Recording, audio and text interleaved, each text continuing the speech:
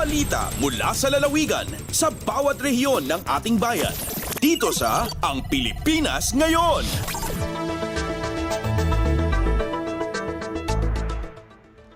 Narito na ang bugso ng ating mga regional news. Dumako muna tayo sa rehiyon ng Luzon.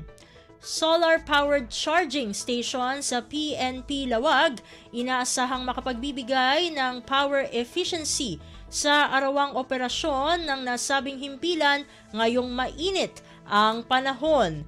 Ang kabuang ulat, ihahatid sa atin ni Jude Pitpitan mula sa Lawag.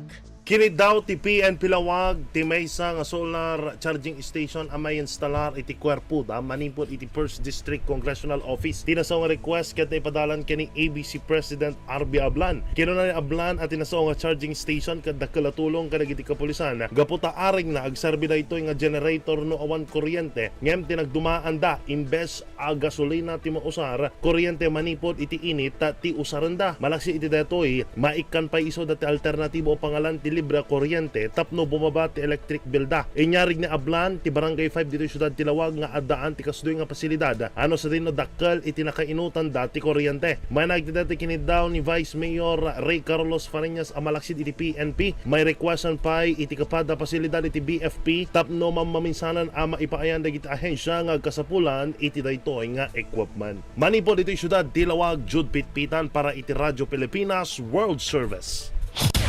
Balita mula sa lalawigan sa bawat rehiyon ng ating bayan. Dito sa Ang Pilipinas Ngayon.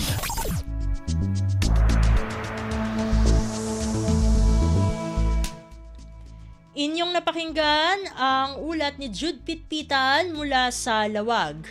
Dumako naman tayo sa Agoo, mga residente ng Bacnotan, La Union na hindi nairehistro ang kapanganakan, tinulungan ng Philippine Statistics Authority o PSA at lokal na pamahalaan na magkaroon ng birth certificate. Ang detalye ng balita, ihahatid sa atin ni Glenda Sarak. Siraragsak ti 20 residente ti Bacnotan, La Union idi nakaawat ay ti birth certificate manipod iti Philippine Statistics Authority ni PSA kaniti lokal a gobyerno. Dagito yung individual kat beneficiaryo iti birth registration assistance project no BIRAP a programa ti PSA no sa dino nakaawat da iti birth certificate iti security paper. Kabayatan ti programa in paganatgat ni PSA La Union Chief Statistical Specialist Dr. Danites tinido a prioridad ti PSA a may kaniti birth certificate dagiti senior citizen, indigenous peoples ken dagiti nakukurapay. Gapot ti birth certificate ti maysa kariti kapatgan a dokumento a mabalin a magunod ti maysang individual. Binalakadan mat ni Bacnotan Mayor Divine Fontanilla dagiti residente a nakaawat iti birth certificate tapno mangalada iti municipal ID. Kabayatan na dagiti 20 kat naman nakaala iti birth certificate kat umuna pailang a batch gapot punteriya ti Municipal Civil Registrar's Office ama ipaayan mat ti sangagasot o 40 kat talupay ng individual ijay Bacnotan nga awanan iti birth certificate. Manipod Agoo, La Union, Glenda Bakungan Sarak para iti Radyo Pilipinas World Service. Balita mula sa lalawigan sa bawat rehiyon ng ating bayan.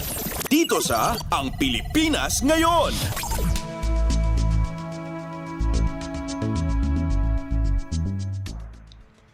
Inyong napakinggan ang ulat ni Glenda Sarak mula sa Agoo. Puntahan naman natin ang rehiyon ng Kabisayaan.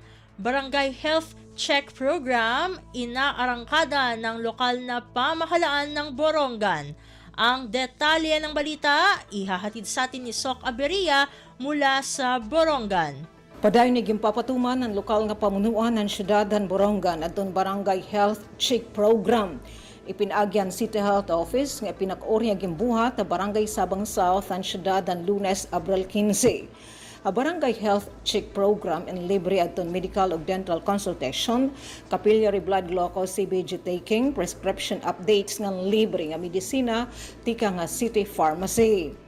Ngang gimbubuhat liwat aton information dissemination campaign bahinhan pertoses, whooping cough, o kung tawagon kay kung din igin sasayod adton tama nga manghibaro bahinhan pertoses ngan kun ano adton mga sintomas ngan kun ano adton mga pamaagi nga makalikay hini nga sakit.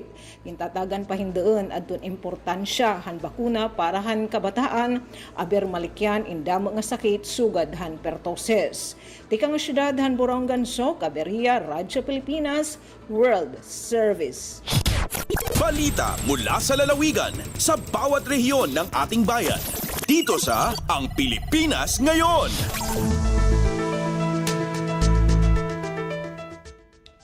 Inyong napakinggan ang ulat ni Sok Abiria mula sa Borongan. Pumunta naman tayo sa Sogod Land Bank.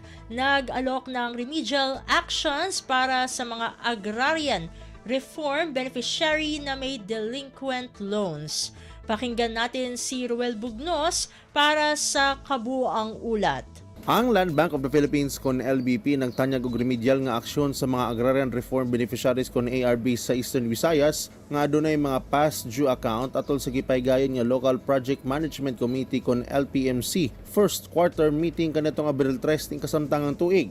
Si Restituta Ilaga ng manager sa LBP Lending Center kinsang nangulo sa nasangpit nga tigom ni pasabot sa mga hepe sa lain-laing Provincial Program Beneficiaries Development Divisions sa Department of Agrarian Reform ug sa ilang tagsa-tagsa ka mga agri-credit ug microfinance provincial point persons nga ang mga ARB nga adunay delinkwente nga mga pautang mamahimong mohangyo alang sa pagpalugway sa pagkahamtong sa ilang mga pautang, pag-restructuring ug ang pag-apply alang sa conditional condonation sa penalty.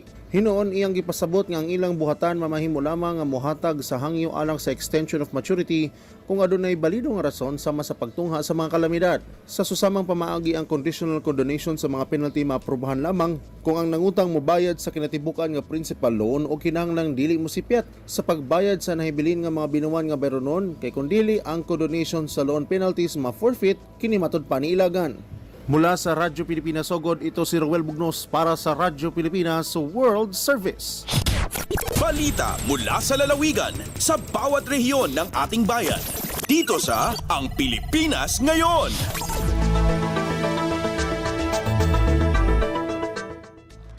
Inyong napakinggan ang ulat ni Ruel Bugnos mula sa Sogod. Dakawin naman natin ang rehiyon ng Mindanao. Proyektong pabahay para sa mga empleyado ng City Hall sisimulan na sa susunod na buwan. Ang detalye ng balita, ihahatid sa atin ni Ryan Carbon mula sa Cagayan de Oro. Sa taas nga panahon nga pagpaabot, mahatagan na gayod og katumanan ang gipangandoy sa mga empleyado sa City Hall nga makabaton og disenteng Pinoy-anan. Tungod kay subhan na sa sunod bulan ang housing project alang sa mga empleyado sa syudad, pamahayag ni Mayor Rolando Oy. Kini ang gipahibalo sa mayor atol sa gipahigayong General Orientation for City Hall Employees Housing kagahapon, Abril 17 diha sa City Tourism Hall, pinaagi sa inisyatibo sa City Housing and Urban Development Department nga gipanguluhan ni Department Manager Attorney Samuel Rolyo. Kapin 400 ka mga empleyado kinsa mi-apply sa maong proyekto ang mitambong sa maong kalihukan diin ilang gikalipay ang kasayuran nga gibutyag sa mayor atol sa iyang pakigpulong. Ang CHUDD mi pasabot nga dili libre ang housing project kay aduna kini bayad apan sa barato nga presyo lamang, ilabi na nga pinaagi man kini sa Pag-ibig Housing Loan. Gikan sa Cagayan de Oro, Ryan Carbon para sa Radyo Pilipinas World Service. Balita mula sa lalawigan sa bawat rehiyon ng ating bayan. Dito sa Ang Pilipinas Ngayon.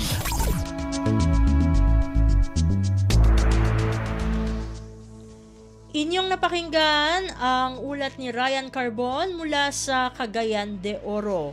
Pumunta naman tayo sa Zamboanga. Civic Action Program isinagawa ng Naval Forces Western Mindanao sa bayan ng Sibutu sa lalawigan ng Tawi-Tawi. Narito ang detalye ng balita mula kay Leslie Cubol. Nagbalampuso ng kapin sa 2 ka bulang Engineering Civication Program o INCAP sa Naval Forces Western Mindanao NAVFOREM sa Barangay Talisay sa Cebu, Tawi-Tawi. Nagsugod ang civic action ni atong Pebrero 6 ug natibawas ni atong Abril 15 ng tuiga. Ang aktibidad sa INCAP mao ang pag-ayo sa duha ka lawak saringan sa Talisay Elementary School sa isla sa Cebu. Ang gitasan sa NAVFOREM sa pag-ayo mao ang 2nd Naval Mobile Construction Battalion kauban ng Civil Military Operations Unit Western Mindanao. Nahimong katimbayayong sa Philippine Navy sa ilang aksyong sibiko ang Mista Foundation USA. Sa gipaygayon ang turnover ceremony, gitunol ni Colonel Jonathan Gabor, Deputy Commander for Marine Operations sa NAVFOREM, ang mga yawi sa mga lawak ngadto sa mga opisyal sa tulungan. Gibutyag ni Gabor nga ang pagpatuman sa proyekto mao timailhan sa kamay tudanon sa NAVFOREM sayang saad nga motabang sa pagpalambo sa mga educational facilities sa kasadpang Mindanao. Gikan diri sa Radyo Pilipinas Zamboanga, kini Celeste Gubol para sa Radyo Pilipinas World Service. Balita mula sa lalawigan sa bawat rehiyon ng ating bayan. Dito sa Ang Pilipinas Ngayon.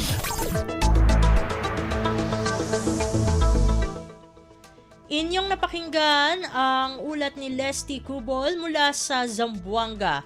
Dumako naman tayo sa Iligan. Lokal na pamahalaan ng Lanao del Norte at lungsod ng Iligan City magtutulungan para sa isang modernong sistema ng administrasyon. Ang kabuang ulat, ihahatid naman sa atin ni Alwidad Bashir. Usa ka delegasyon gikan sa lokal nga kagamhanan sa Iligan City mibisita sa Provincial Sangguniang Panlalawigan sa Lanao del Norte aron tukion ang maong butang kalabot sa digitalization sa sistema sa administrasyon sa tibok dakbayan ug sa probinsya. Ang nasangkit na tigom na hitabo sa nilabay na adlaw sa lungsod sa Tubod, Lanao del Norte sa opisina sa Sangguniang Panlalawigan. Ang diskusyon gipanguluhan ni Joselito A. Gibranza, sekretary sa maong buhatan. Tumong niini nga makabaton o kahibalo mahintungod sa digitalization sa provincial system, ilabi na sa paglungtad sa Paperless Session Information System o PSIS. Positibo kini nga lakang gikan sa lokal nga kagamhanan aron makab-ot ang moderno nga pagdumala sa tibok administrasyon sa nagkadaiyang serbisyong publiko. Ang grupong gikan sa dakbayan sa Iligan nagtinguha nga masayran ang mga lakang sa modernong pamaagi, ilabi na ang Electronic Document Management System aron mas sayon ang tanang transaksyon. Kabahin kini sa pangandoy sa administrasyon karon sa dakbayan nga i-modernize ang sistema sa dakbayan aron usab mapaspasan ang pag-uswag sa Iligan. Mula sa RP Iligan, Alwidad Bashir para sa Radyo Pilipinas World Service. Balita mula sa lalawigan sa bawat rehiyon ng ating bayan. Dito sa Ang Pilipinas Ngayon.